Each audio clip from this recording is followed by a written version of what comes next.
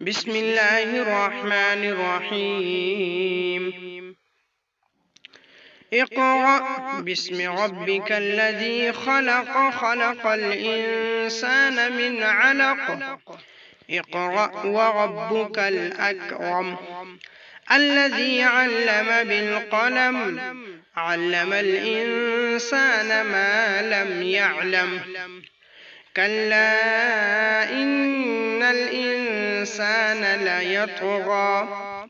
أن رآه استغنى إن إلى ربك الرجعى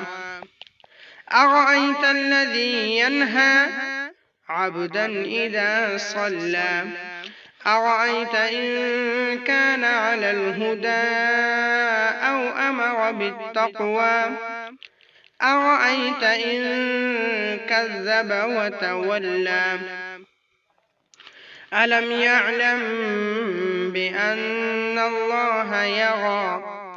كلا لئن لم ينته لنسفعا